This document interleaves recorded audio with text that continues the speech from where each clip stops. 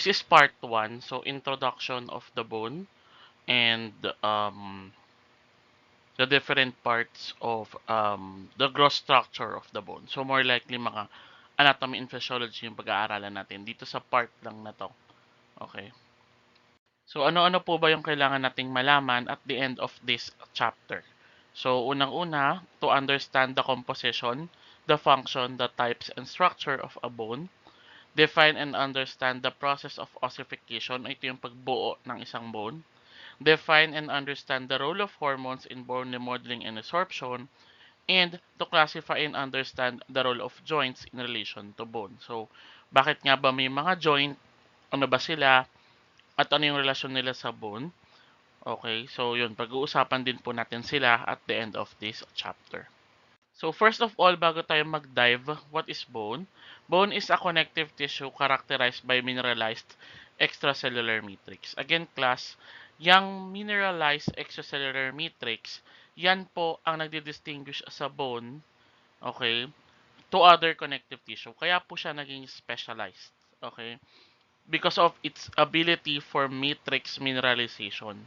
Ano ba yung matrix mineralization na yan? Kasi po yung matrix mineralization na yan, yan po ay essential sa ginagawa ng ating bone. Ano nga po bang ginagawa ng bone? Diba? To support and to protect. Okay? Yung matrix mineralization na yan, it is essential for our bone to support and protect. And alam naman po nating lahat nung ANAFI pa lang that this is the main organ of your what? Your skeletal system. Okay? It is the system that provides the framework of our body. Okay? And support and protect as well our body. So ano-ano po ba yung function ng bone? Dito, in-arrange ko sa class as PAS B. Okay? PAS B. So una, protect internal organs from damage. So ano po yung mga internal organs natin madalas na pinaprotektahan nito? Our brain, our spinal cord, our heart, and also our lungs. Okay? Ano pa? Assist in the movement by attachment of skeletal muscles to bone via tendons. So, may mga skeletal muscles po tayo na naka-attach sa bone, kaya daw po tayo nakakagalaw. So, the bone assists in the movement or attachment or movement of our body by attachment of a skeletal muscle to a bone. Okay? Ano nag-a-attach sa skeletal muscle at sa bone? That was tendon. We will discuss more of muscles on the next chapter. Support by providing framework for our body. So again nga po, framework. So ano itsura natin ngayon dahil po yan sa ating bone. Storage and release of minerals. So more likely class ang ini-store natin dito ay mga calcium. 'Di ba nang bata tayo sabi nila kailangan daw po nating kumain ng ng cheese o kaya uminom ng milk kasi daw they are strong of or they are rich in calcium. And also, ang bone din po natin ay merong blood production. Paano? Through the marrow. Okay? Through the marrow. So, yung marrow po na yan or the bone marrow, again, they are responsible in our blood production. So, ano-ano po ba yung mga bone cells natin? Or ano yun yung mga kailangan nating alamin mga cells dito po sa ating bone? Unang-una is the osteoblast. Osteoblast comes, ang pinatandaan ko po dyan class ay B. Okay, bata. Okay, B, bata. Okay. So, these osteoblasts are the bone-forming cells. Okay. Sila yung pinaka-young, okay, youngest of all these three. Next would be the osteocytes. Yan naman po yung mature. Okay, mature. Ibig sabihin, from bata, naging matanda na siya. Okay, ito po yung mature cells of our in the bone matrix. And also osteoclasts. Okay, osteoclasts are bone resorptive cells. Ibig sabihin po, sila yung maninira. Okay, so kung kailangan sirain ang ating bone, okay, para i-reform or i-remodel, sila po yung gumagawa nun. Okay, gumagawa ng bone resorption. Tawag po doon ay bone resorption. Okay, so bone resorption, they are used for remodeling and also for getting back the minerals, yun po yung tinatawag na resorption. Kaya tawag po sa kanila is osteoclast or bone resorptive cells. Iisa-isahin po natin sila on the next slide. Okay. So, yung mga bone cells na yun, okay, they are differentiated cells. Okay, differentiated, ibig sabihin po nun, may nag-trigger para maging ganun sila. Okay? Ang tawag po sa nag-trigger na yon or yung pinaka-pinagmulan po nila or yung parents nila are called osteoprogenitor cells. Okay?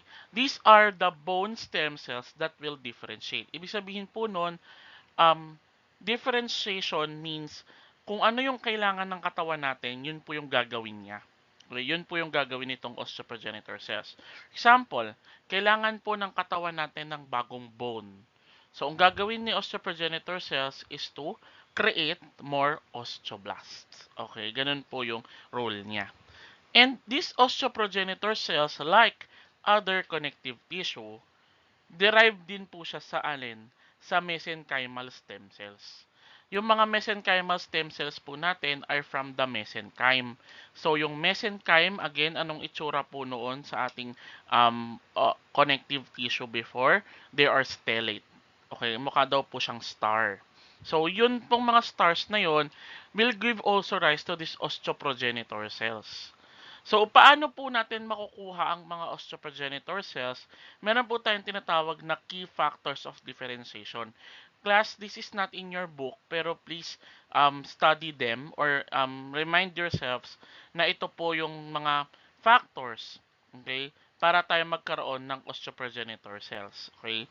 So, these are the core binding factor alpha 1 or the CBFA1 and also the RUN-related transcription factor 2 or the RUNX2. Okay? So, wag nyo po silang kakalimutan. Baka po itanong sila. Hindi lang sa shifting ninyo, baka itanong sila sa inyong um, major exams. Okay? There are also the resting cells. Okay? Resting cells, so wala po silang masyadong ginagawa. Ibig sabihin, hindi sila nagmo-move, hindi sila gumagalaw sa kung saan man sila. They are resting cells that can differentiate into an osteoblast and they also can secrete bone matrix. Okay? So, ito pong mga osteoprogenitor cells na to can be osteoblasts. Okay?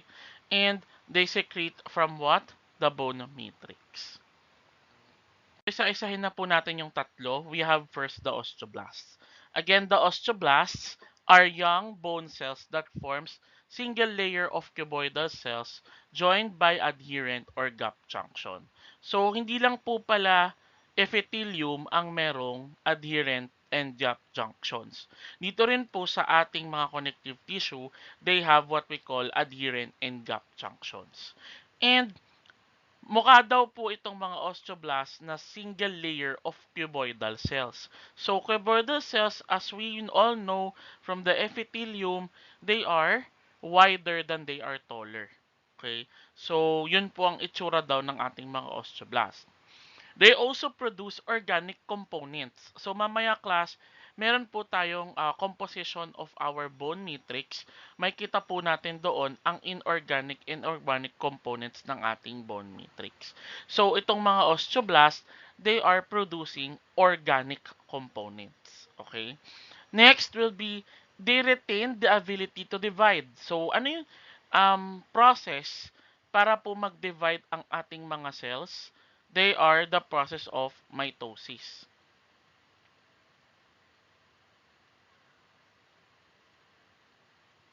Okay? Mitosis. Guys, hindi naman to cells ng reproductive. So, they are not asking for a reproductive meiosis. So, ability to divide is the ability to do mitosis. Okay? So, mitosis, so, ay, ano yung mga mitotic? So, tag tinanong kayo, this is the mitotic cell of our bone, they are the osteoblasts. Okay? So ano pa po? They are also responsible for bone calcification. Okay? So, yung mga bone calcification na yan, so paglalagay ng calcium sa ating bones. Okay? There are polarized cells. Yung itsura daw po nila, polarized cells with ultrastructural features denoting protein synthesis and secretion. Okay? So, mukha daw, polarized daw po ang itsura nila.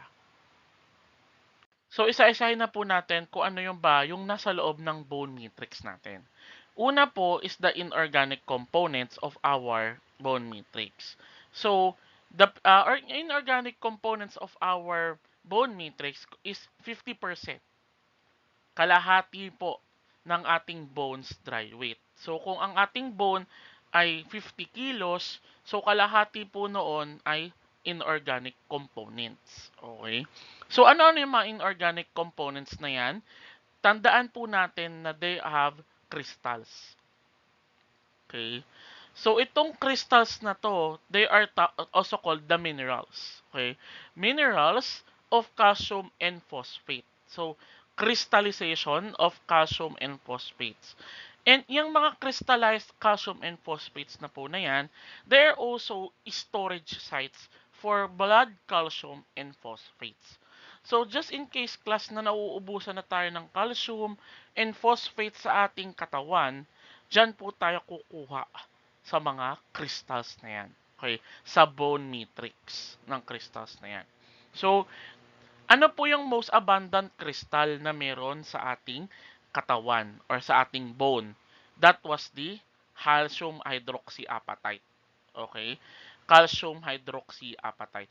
Klasa pakitandaan po also that meron siyang chemicals formula. I was not able to put it here. Baka kasi ang lumabas or itanong din sa inyo sa exams minsan ay yung chemical composition po ng hydroxyapatite. Meron yan sa book nyo, class. Okay? So, mamaya baka meron sa mga susunod na slides. Hindi ko lang nailagay dito. But, it is composed of many OH or hydroxides. Kaya po may hydroxy. May calcium din po siya and phosphates. Okay? So, medyo mahaba-haba yun, class. Check na lang po sa inyong libro. Next would be the non-crystalline calcium phosphate. So, kanina meron po tayong crystals of phosphates and calcium and yung calcium hydroxyapatite ang most abundant. Meron din naman po tayong non-crystalline na alin na calcium phosphates. Okay? Non-crystalline na calcium phosphates. Meron din po tayong lesser amount of different minerals like magnesium, sodium, potassium, may organic nitrates din po or inorganic nitrates and carbonates. Okay. So again, class, meron po tayong magnesium, sodium, potassium, inorganic nitrates and inorganic carbonates. Okay?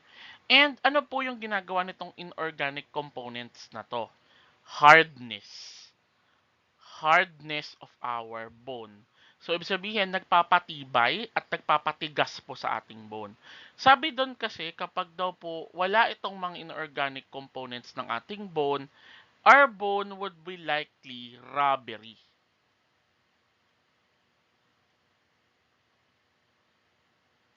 Okay, rubbery. Okay?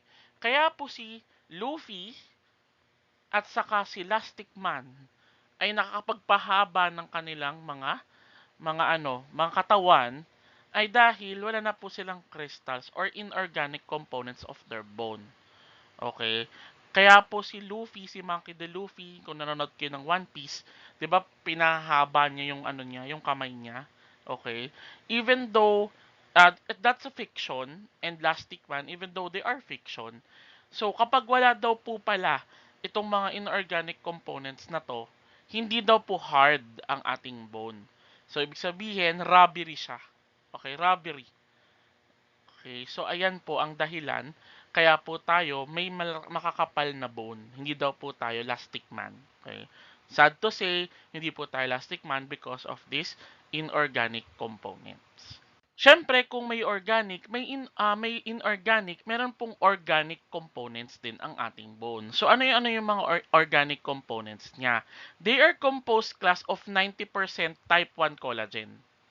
Okay, 90% type 1 collagen. So, tandaan po natin class ha, Yung iba nating, yung epithelium natin merong type 3, type 7, and type 4 collagen, if I'm not mistaken. Pero dito po, 90% sa kanya ay merong ano, ground substance na type 1 collagen. So more likely, ang atin pong organic component here would be collagenous. Okay? Maliban po sa collagen, meron din po siyang proteoglycan molecules, more likely glycosaminoglycans.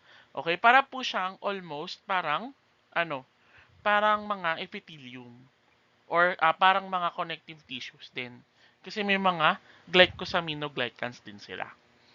Other components po na kailangan nating malaman would be the osteonectin, osteoponin, osteocalcin, podoplanine, and the bone cyalomatrix. Class, ang patatandaan ko lang sa inyo, dalawa. Okay, so patatandaan ko lang sa inyo, dalawa. We have the osteonectin and the osteocalcin. Class, marami pa to ha.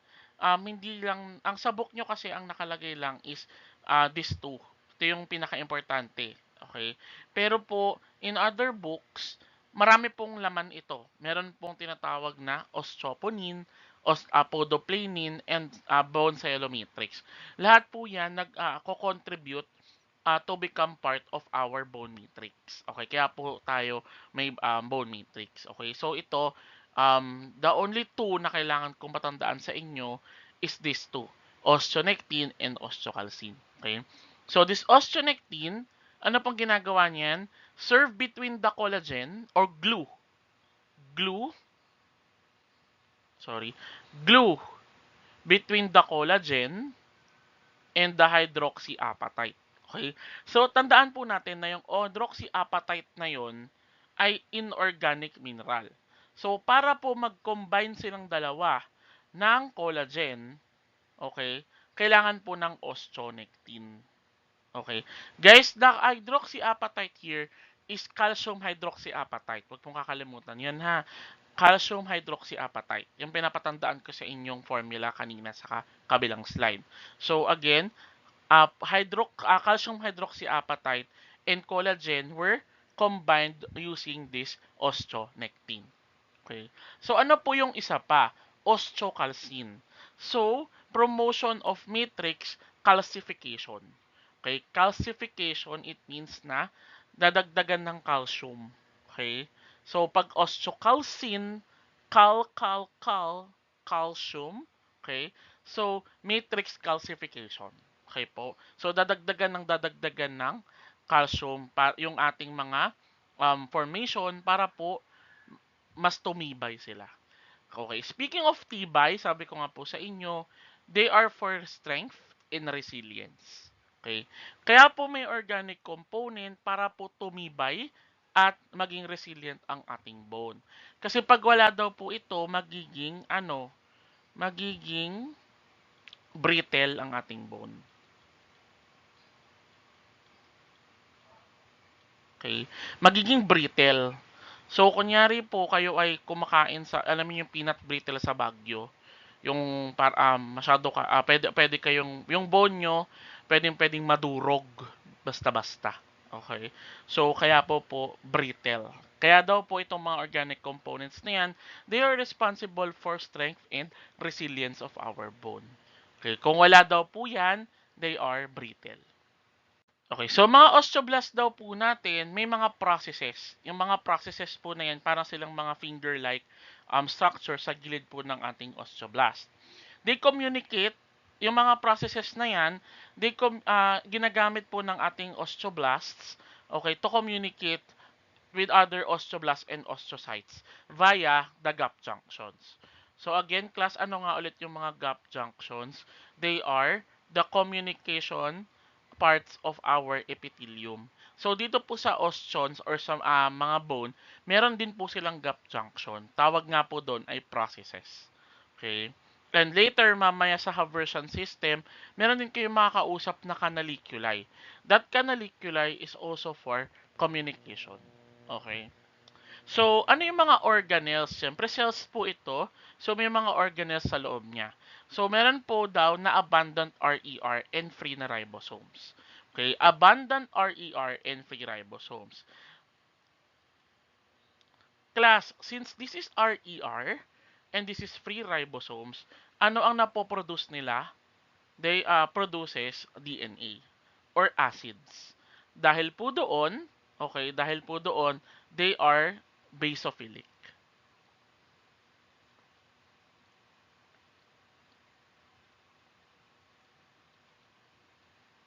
Okay. They are basophilic po. Ibig sabihin, they are having affinity with basic dye. Okay, so bakit po? Kasi itong RER at free ribosomes nila, they are producing collagen and proteoglycans. Yung collagen and proteoglycans na yan, since they are acidic, okay, they became, the osteoblast became basophilic. Okay, basophilic, they are loving what? They are loving basic dye. Okay? Basic dye.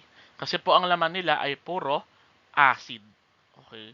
So kapag po acid ang component, naa-attract sila sa basic dye. Katulad nito, abundant RER and free ribosomes because of its role for collagen and proteoglycans, they are basophilic. Okay? Next, kapag po ginagawa sila or kapag piniprepare sila for histological preparation. Meron din naman po silang abundant na Golgi complex. So, ang abundant, bakit sila abundant of Golgi complex? Mamaya kasi class, meron tayong tinatawag na production of matrix vesicle. Okay? So, dahil po of that matrix vesicle, okay, kailangan ng osteoblast na maglabas ng matrix vesicle for mineralization. Mamaya po matatouch natin yung topic na yon. Dahil po doon, kailangan niya ng maraming Golgi complex. Okay? Siyempre, dahil gumagawa siya ng gumagawa, kailangan niya rin po ng mitochondrion. Meron din pong occasional na mga dense bodies and lysosomes. And meron din pong granules na periodic acid shift positive. So, kung natatandaan nyo class, sa epithelium, meron tayong periodic acid shift positive, which are the goblet cells. So, ito pong mga osteoblast natin, meron din pala silang sugar. Kasi, ang ginagawa ng periodic acid shift, they are detecting kung meron pong mga glycoproteins sa loob ng cells. Okay, so, ito po, meron kaunting granules ng periodic acid shift positive na granules. Okay. Another part po of your osteoblast, pwede na, umbaga matatouch din natin once na pinag-usapan si osteoblast, ay itong mga osteoids.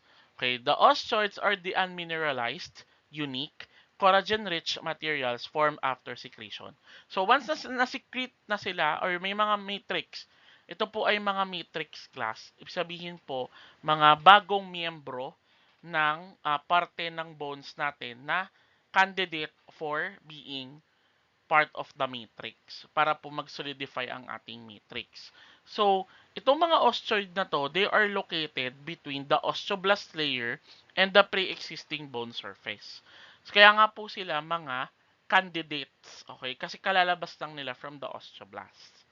And they are the important component of the bone's appositional growth. So mamaya po, pag-uusapan din natin ang lahat ng mga growth ng inyong buto, ng ating buto. Once daw po ang na-osteoblast ay stopped with their synthetic ability, so ibig sabihin hindi na sila nagpo-produce ng nagmamitosis, okay? Osteoblast can be free, okay? Number 1 po, entrapped. Okay, entrapped in a matrix-bound lacunae para daw po maging osteocytes. Class, this is our second cell type. Okay, mamaya po, pag-uusapan naman natin si osteocytes. Dito lang, class, tandaan nyo na si osteoblast pwedeng maging osteocytes. Okay. Some of them may flatten and cover matrix surface bilang mga bone lining cells. So, as the name itself, they are lining the bone. Okay? So, sa kanila din po nanggagaling ang mga bone lining cells. Okay? And also, majority or karamihan po, once natapos na sila mag-synthetic ability or wala na silang silbi, ang mangyari na sa kanila is to die. Okay? Die. So, ayun po. Nag-undergo na daw sila ng apoptosis or apoptosis, I mean. Ano po yung apoptosis? They are the programmed cell death. Kasi guys, nga ba, ang sabi natin, ang ating mga osteoblasts, they are for what? For bone secretion o kaya synthetic ability of producing more something on our matrix. Ngayon, since yung iba sa kanila, tapos na, they have done their roles, hindi na po sila nagpapakuha sa mga lacunae or sa matrix band lacunae at di na din, ayaw na rin silang maging bone cells. Ang ginagawa na lang po nila ay namamatay na lang sila. They undergo apoptosis. Sad. So, class, this is figure 8-4 in your book, mineralization of bone matrix. So, class, mamaya po, meron akong, sa susunod na slide, meron akong mas pina-easy, okay, na picture nito or pinang-easy na steps on bone mineralization. Okay, so tandaan nyo lang po ito, paki-star, figure 8-4, okay, sa inyong libro. So this is the bone mineralization process. It's composed of 5 major processes. Class 5 lang yung nilagay ko dyan. Pero normally, parang there are 6 ata. Kasi pinaghihiwalay nila yung isang pinagsama ko na lang dyan. Okay. So, ito po yun. The bone mineralization process will start once na nag-meet si osteocalcin at yung calcium ions sa ating extracellular matrix. Plus, when you say extracellular matrix, nasa labas po yan ng ating, nasa labas po ng ating bone. So, dahil kumakain tayo ng food rich in calcium, meron po tayong mga calcium sa katawan natin, ang ginagawa ni osteocalcin, kinukuha niya through mineral exchange. Okay, mineral exchange. So, kukunin niya from the blood vessels, okay, kukunin niya from the blood vessels, kukunin ni osteocalcin ang mga calcium. Dahil po doon, tumataas ang calcium ion concentration sa katawan or sa bone, okay? Sa bone, doon sa parte ng matrix ng bone. Dahil po mataas na ang calcium concentration ion, okay, calcium ion concentration, I mean, meron pong mga alkaline phosphatase na, ilalabas or isisikret ang ating osteoblasts. Okay? Dahil po ang alkaline phosphatase ay rich in phosphate, okay? Tataas din po ang phosphate ion concentration. So again, class ha, due to the binding of osteocalcin to calcium ions, tumataas po ang calcium ion concentration natin. Dahil mataas ang ion concentration, hindi magpapatalo or si osteoclast or si osteoblast, ang gagawin niya, magdadabas naman siya or magsisikret naman siya ng phosphate ion. Okay? So dahil po marami ng ions, 'di ba? Dalawa na yung meron diyan. Okay? Dahil merong phosphate ion, okay, na nirelease from the osteoblasts, ang gagawin ulit ni osteocalcin ay mag-gather pa ng maraming calcium ion. Okay? Mag-gather pa ng maraming calcium ion kasi nagkakipagkompetensya si osteoblast dun sa mga kinukuha niyang calcium ion. Okay? So, nagkakaroon ng competition between calcium ion and phosphate ion inside our matrix. Okay? Ngayon, bakit po ginagawa nila yon? Kasi, pag mas maraming phosphate ion concentration at mas maraming calcium ion concentration, kapag na-reach na nila, okay, yung talagang maximum level of phosphate and ion inside the matrix, ang gagawin ni osteoblast, wala siyang magagawa, mapipilitan si osteoblast to release matrix vesicles. Okay, so kanina, 'di ba class, meron akong pinapatandaan sa inyo regarding kay matrix vesicles. Okay, so they are the ones that will be released once the phosphate ion concentration and the calcium ion concentration reached its maximum level. Okay. Ano po yung laman ng mga matrix vesicles na yon? alkaline phosphatase ulit, pero meron na siyang enzyme called the pyrophosphatase. Okay? Guys, kapag may ganitong enzymes, it means that they are destroying something. Okay? So, ano yung dinidestroy nitong mga pyrophosphatase na to? They are destroying the alkaline phosphatase to cleave phosphate ion. Okay? So, para po makumpleto na yung phosphate ion or para ma-release yung mga phosphate ion from that alkaline phosphatase, kailangan pong tanggalin nitong pyrophosphatase na nasa loob po ng ating matrix vesicles. Okay?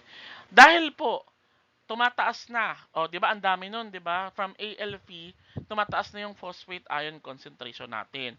So, kapag sinira lalo na 'yan ng pyrophosphatase, may mga free phosphate ions na sa loob ng katawan or ng matrix ng ating bone. Dahil po dyan, tataas ang isoelectric point. Okay? Isoelectric point or yung charges. Okay? Na nasa loob po ng ating calcium and phosphate.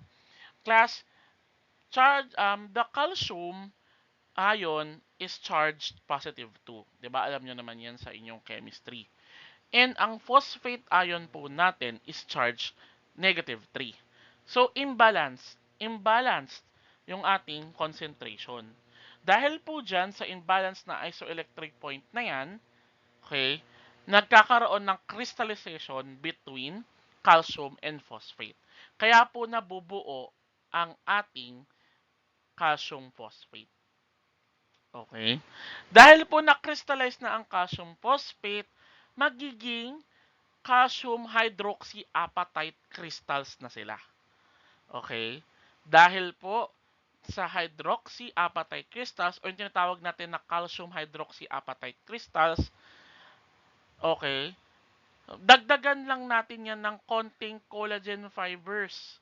Okay, collagen fibers galing saan? Sa ating osteoblasts. Dahil po dyan sa mga collagen fibers at yung calcium hydroxyapatite crystals na yan, magsasama sila, okay, to form the bone mineralization process. Okay? Yang dalawang yan, pag nag-combine, hydroxyapatite crystals and collagen fibers, wala na po tayong magagawa, meron na po tayong mineralized bone. Okay, meron na po tayong mineralized bone. Okay, so yung dulong step dun sa picture, na puro color brown na lang yung nakikita natin, that's already mineralized bone. Okay, yun po sila. I hope you understand po.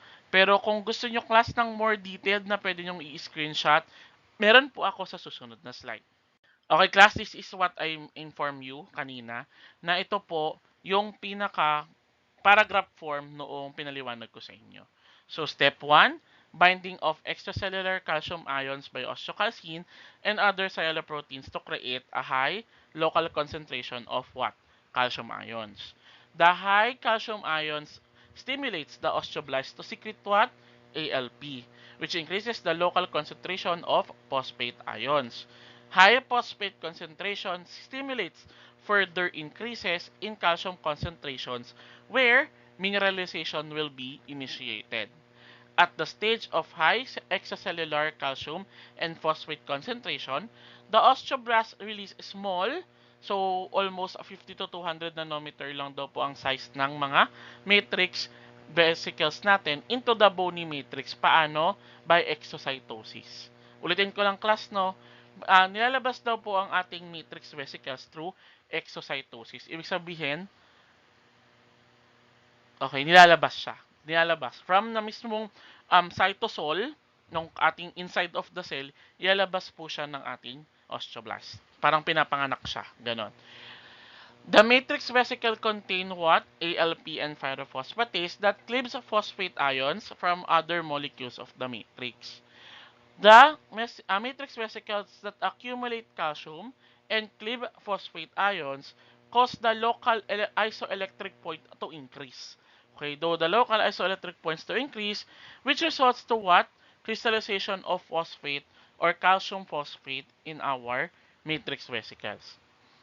The calcium phosphatate crystals, okay, calcium phosphate crystals initiate matrix mineralization by the formation and deposition of what?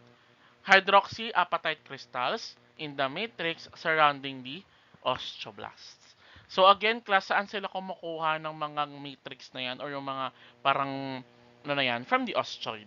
Okay, yung mga osteoid kanina, yun po yung nagiging kinukuha nila from kinukuha nila yung mga osteoid na yun para maging parte po ng um, mineralization process. Okay, we are done with the osteoblasts. We are now going to the osteocytes. So again, class, yung mga osteocytes, pwede daw po yung mga trapped osteoblasts na wala nang silbi. Okay, wala nang, hindi na nagkakaroon ng mitotic activity. So they are the mature bone cells between the lacunae within the calcified matrix. Kaya po diniscuss ko muna sa inyo yung bone mineralization process dahil after daw po nun, pwede na silang maging osteocytes. Okay? So after nun, they are the most also abundant bone cells. Okay? Most abundant bone cells. Bakit? Kasi po, yan po yung pinaka-component ng ating bone. Okay? The cell body is flattened into numerous extender processes that extend into the canaliculi. So again, class, yung mga processes na yon mula sa pagiging osteoblast niya, okay, nakipag-usap siya through gap junctions, nangyayari po doon ay nagiging parte sila or magiging compressed sila nakapag-extend po siya into the canaliculi. Okay, yung canaliculi, they are a communication mechanism of our Haversian system. Mamaya pag-uusapan po natin sila. Next would be maintain the integrity of the bone matrix. Siyempre, since they are the bone cells of the bone matrix, sila po yung nagbibigay ng support or ng integridad sa ating bone matrix. Okay? Ito din po mga osteocytes na ito, class, allow metabolite diffusion through interstitial fluids in the canaliculi. So ano po yung pwede nating mga metabolites na makita? Siyempre po, calcium. Okay? Ito rin po mga osteocytes na to, meron din daw po silang gap junctions for communication that acts as mechanosensors. So class, malalaman po ng ating osteocytes kapag tayo daw po ay stressed or fatigue-induced microdamage sa ating bone. Okay? So kapag stressed or fatigue-induced microdamage ang ating bone, they will trigger what? The activity of osteoblasts and osteoclasts. Okay? They triggered the activity of osteoblasts and osteoclasts. Okay? Para po magkaroon ng bone remodeling, formation, and repair. And most abundant, or syempre kanina, kung maraming RER and Golgi complex ang ating osteoblast, dahil tapos na po sila mag-synthesize na kung ano-ano, dito po sa osteocytes, konti na lang yung RER and Golgi complex. At talaga po makikita ninyo, class, na na siya po ay hindi na po applicable of any cell reproduction because it has a more condensed nuclear chromatin. Ayan po.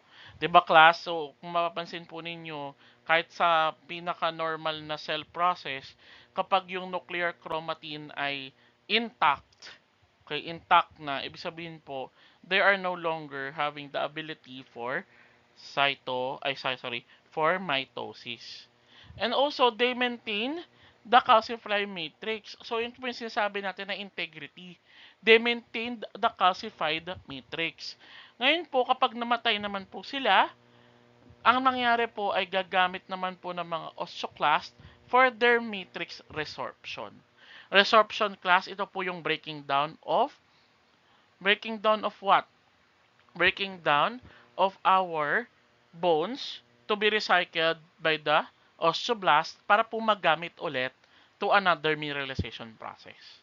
Maliban po doon, class, they are also having different proteins na meron sa paracrine and endocrine effect para po help regulate bone remodeling. Okay? So again, class, ito po ang ating mga osteocytes. So this is figure 8-5, osteocytes in the lacunae. Okay, so ayan po yung itsura daw po niya. Okay, ayan may makita kayong mga dendritic processes. Okay, in the canaliculi, ito po yung sinasabi kong processes class. Okay, parang gateway. Okay, para daw po magkaroon ng change or nagkaroon ng communication between other osteocytes. Ito naman po sa kabila ay photomicrograph din po ng ating osteocytes, and ito po is non-decalcified. So ito decalcified class, not decalcified, not decalcified section pa rin po ng ating um, osteocytes, and ito pong kabila ay acid etch or iba naman po yung itsura niya. Okay. Okay, class. So, kanina po nabanggit natin na kapag namatay po ang mga osteoclasts or ang osteocytes, kailangan nilang mag-undergo ng bone resorption. At ang gumagawa po ng class ng cells, ang cells na gumagawa ng bone resorption, according to the introduction kanina, they are the osteoclasts. Okay, osteoclasts. Okay, so they are responsible for bone resorption during the bone remodeling and bone repair. Okay, they are multinucleated, so marami daw po silang nuclei. Kung mapapansin nyo class, they have 50. Ayan po.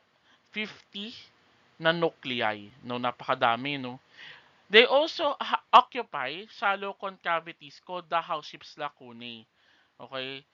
Ayan pong mga House-Ships lacunae class, para silang mga crater. Okay? Na kapag dumaan po doon ang inyong osteoclast, masisira niya po, mapo-form niya po yung mga House-Ships lacunae. So ano po yung paano daw po nade-develop yung mga osteoclast natin? Meron daw pong dalawang polypeptide na kailangan kayong tandaan. Number one would be the MCSF or the macrophage colony stimulating factor, and the receptor activator of nuclear factor KB ligand or RANKL. Okay? Guys, familiar po si macrophage. Saan po natin siya unang nakilala? Sa connective tissue. Okay? So, ibig sabihin po nito class, osteoclasts are part of the macrophage family. Okay? Again, as osteoclasts are part of the macrophage family.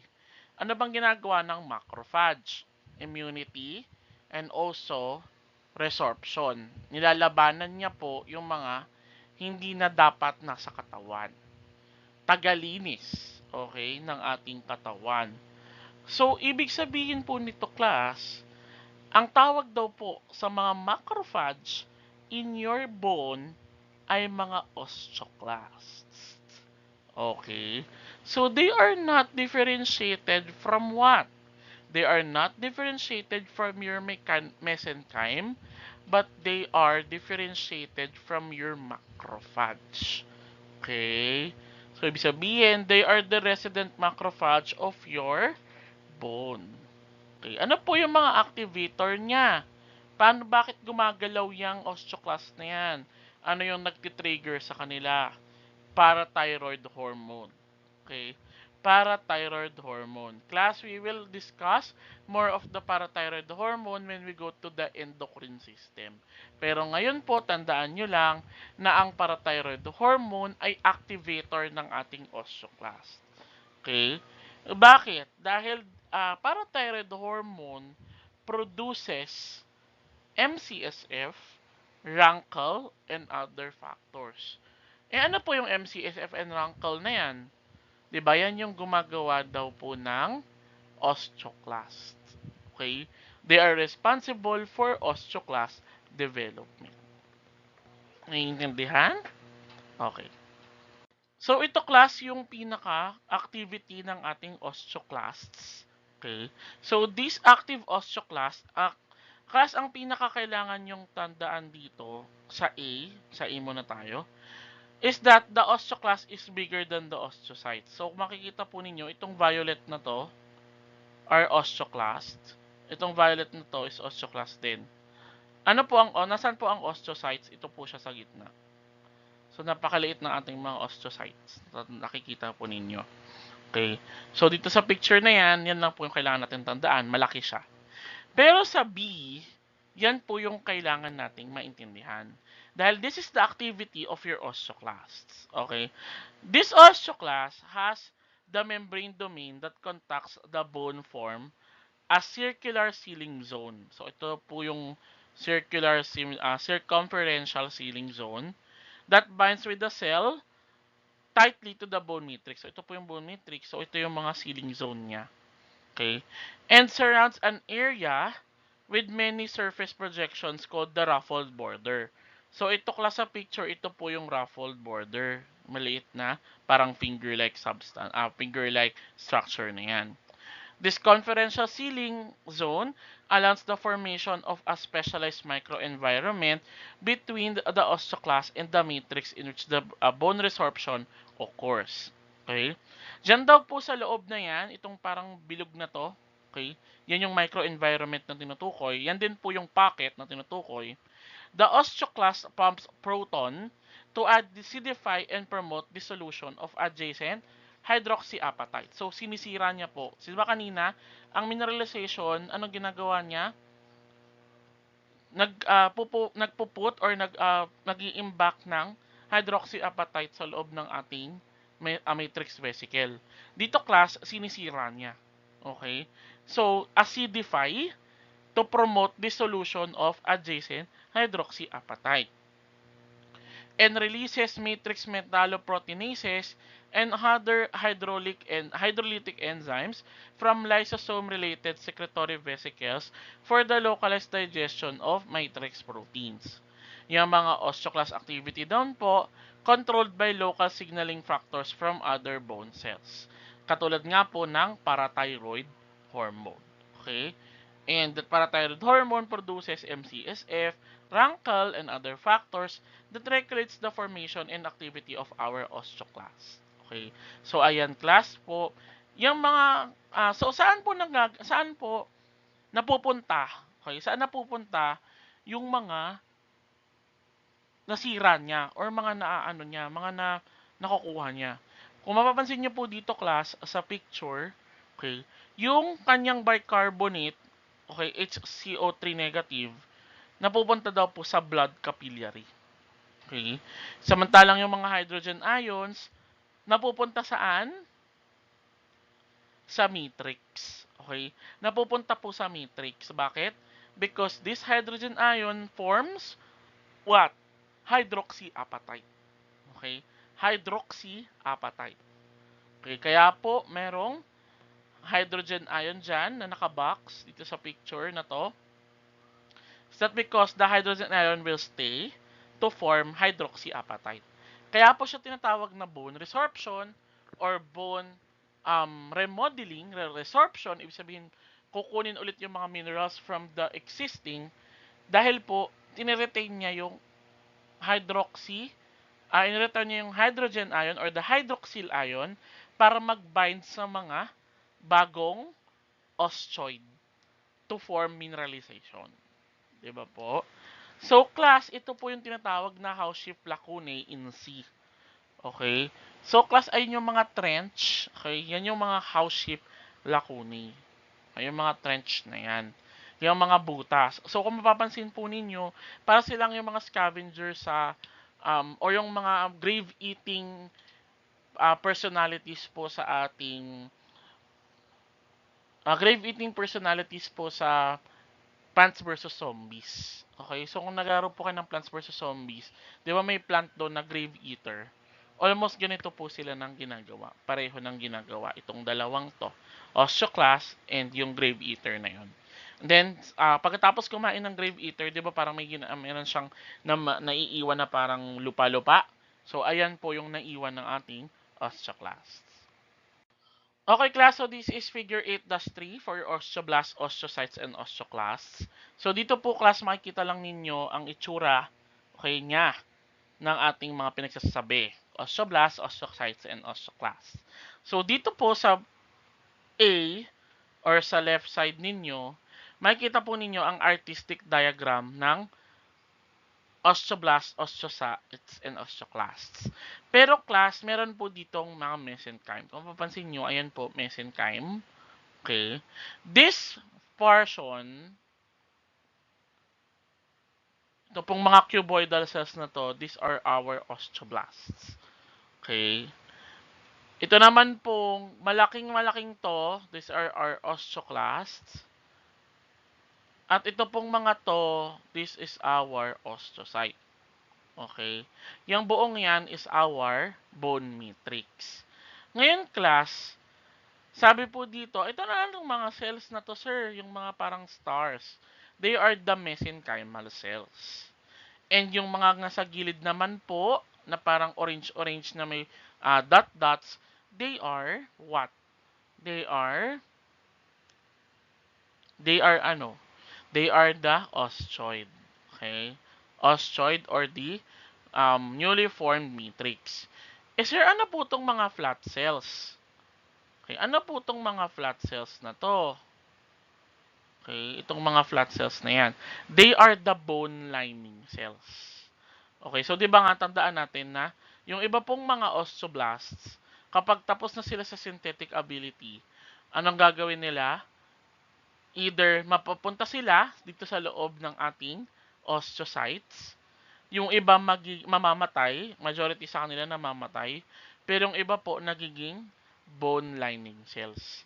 So, they are, itong mga bone lining cells from being cuboidal, magiging squamous. Kaya po meron tayong creative visualization ng bone lining cells dito po sa ating picture. Okay? So, ito class sa kabila, ito po yung talagang itsura niya under the microscope. This is a photo micrograph of your developing bone. So, ito pong mga violet na to, these are the mesenchymal cells. Ito pong maliliit na nasa gilid na cuboidal, this is the osteoblast. Yung faded pink po na yan, this is the osteoid. Then itong red na to, this is the bone matrix. And ito pong nasa loob, this is the the osteocytes. Okay? So these are the osteocytes. Okay? So pag nag-flatten daw po yung mga bones na yan, sila daw po ay magiging ano, bone bone lining cells. And class, this is the last topic for the first part.